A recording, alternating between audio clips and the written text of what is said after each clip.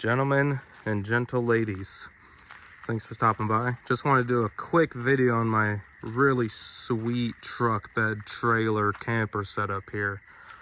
I guess the best way to start is from the front. So what I did was take a old parts truck and cut the frame and bolted and welded this tongue hitch on, so that way it's now a trailer.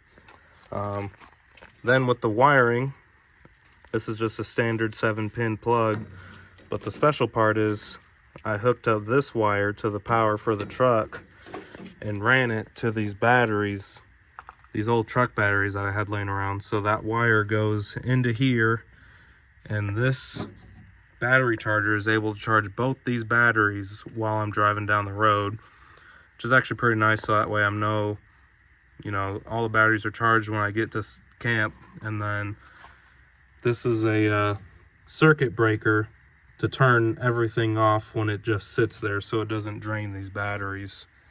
I also added this switch panel in here for some lights I got on here. Cool thing about this is it shows your battery voltage also, so that's pretty convenient. Yeah, I've got a Smittybilt XL on here. Only thing I've really done is add the 3-inch memory foam mattress in there from Walmart. It's not the comfiest bed from Smittybilt. And then I added these, I think they're canoe straps on there. Got those off of Amazon, so that way it was long enough to reach. But this is the Gen 2, so it's got the zipper and it's still able to close just fine, and even has a little wiggle room. So that's nice if you're trying to do something like that. Took a old contractor's bed rack and cut it down to size so it would fit this bed. And then there's some lights I added on there, which is pretty nice for, you don't want to drain your truck battery, but you're not worried about killing the batteries in here, and you're able to see what you're doing at night. I think my favorite part about this is the sweet North Dakota mud flaps. Really just ties this whole thing together. Camping, yeah. And I added this light here, which comes on with my reverse lights, because you never know when you're going to be backing into a cow out here.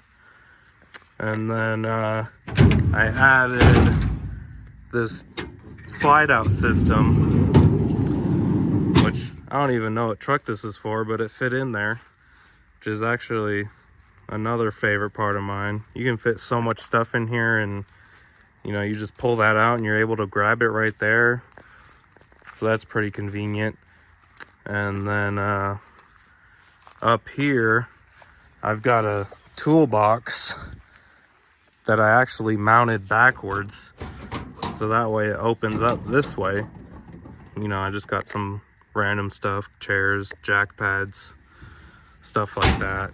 And then I also added these trailer jacks to both front corners to kind of stable it out while the tent is up and everything. And then I've got another scissor jack in the back, but I'll add some really high quality iPhone photos so you can kind of see what the tent looks like with it up.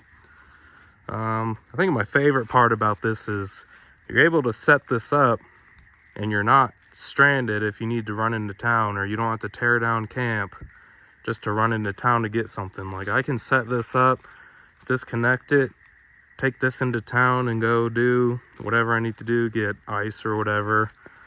So this is actually a setup that's growing on me. This was kind of more of a temporary setup because it was cheap, but I think I might stick with it for a little bit. If you're curious about the prices, I think I'm in this all together for just under $2,000, including the price of the tent. This parts truck that the bed came off of, I got for $200 and parted out the rest, so that was almost free. And then, tongue hitch from Harbor Freight. All these jacks are from Harbor Freight. They're each about $40. Got the toolbox for, I think, $90. And then the rooftop tent I paid $900 for. That was the most expensive part. This rack I was able to get for $90. And then this thing, the slide out, was $200. But yeah, I just wanted to do a quick and dirty video, kind of show you what's going on. But thanks for stopping by.